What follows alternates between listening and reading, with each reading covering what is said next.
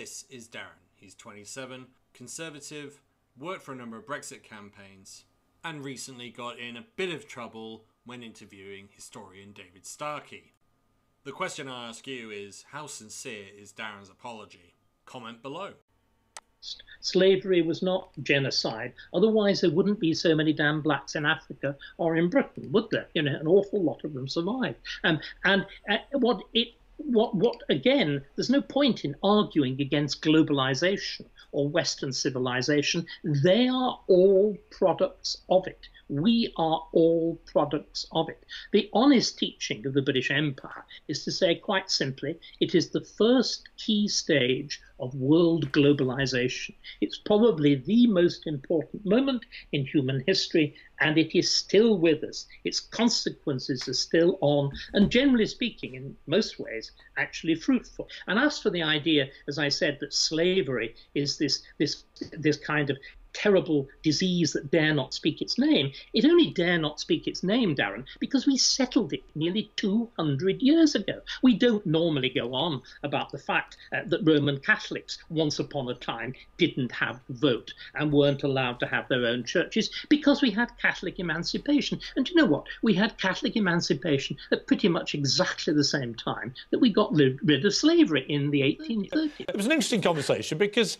what I was struck by was you were very candid about the fact that you hadn't challenged David Starkey enough in the moment and that you should have done, and you were learning your trade as an interviewer. So talk about that for a moment. We'll come to the police action. Yeah. But in terms of what Starkey said, it was so starkly racist.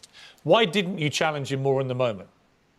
Listen, this is one of our country's most eminent historians, right? Someone that I'd grown up with, and I learnt more about the Tudors and the Reformation from, I think, David Starkey's documentaries than I did at my state comprehensive. I think, to be honest, Piers, I hold my hands up. I wasn't invested in that interview as much as I should have been. I was sort of taken in by the fact interviewing someone who I've watched on television most of my life, and I definitely should have been more aware of what was being said and challenged it. And this is exactly what I said to you, as you know, and I really wish I had have done. And I apologized for the offense that interview caused. And of course, Dr. Starkey has lost every honour that he ever had, and he has profusely apologised for it as well. But as far as stirring up racial hatred is concerned, if you ask me, Piers and Susanna, the only person that Dr. Starkey stirred up hatred against was himself. OK, well, hang on a moment. Slavery was not genocide. Otherwise, there wouldn't be so many damn blacks in Africa or in Britain, would there? You know, an awful lot of them survived. As defined under international law, genocide is deliberate destruction in whole or in part of a national, ethnical, racial or religious group. OK, well, hang on a moment, because the clip that we just showed, slavery wasn't genocide, otherwise there wouldn't be... And then this just a simply incredibly offensive phrase about the consequences. Your job as an interviewer, of course, and we didn't show your response to the clip, but what was your response? Because clearly you should then step in and say, that's an incredibly offensive thing to say, it has no basis, it has, you know, horrible connotations. Why didn't you then respond in that way?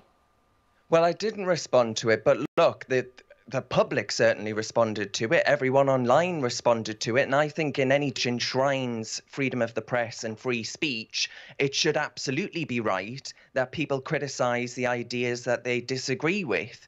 You know, Dr. Starkey's view on what does and doesn't constitute genocide, people have an absolute right in any free society such as ours, in any democracy such as ours, to be able to say, well, hang on a minute, you're not right here. I disagree with you for X, Y, and Z. But Darren, you didn't say that in that moment, did you? I didn't do that. No, I'm not. And I just said I hold my hands up. Secondly, this isn't about free speech. This is about the fact that Darren Grimes published hate speech. He didn't have to, and nodding along with the equivalent of Holocaust denial is basically agreeing it. That's what's being charged here. So every time I do an interview, Kehinde, Or every time Susanna and I do an interview with a controversial person, we've had Tommy Robinson on this show. We've had very homophobic Northern Irish politicians. We've had a lot of people. Right? Kehinde, are you saying that every time we have someone like that on who says something inflammatory, we should be investigated by the police? It's not about inflammatory, and I'm absolutely certain that you have a legal department that will say, actually, you know what, can we do this and can we not do that? That's why it's more important in this age where you have YouTube, you have Twitter, you have some people just put things out without looking at responsibility. Would you have a Holocaust denier on Good Morning Britain? No, but I haven't. Beautifully put. We'll end it there. Thank you so much, Dr. Starkey, for giving up your time. Thank you.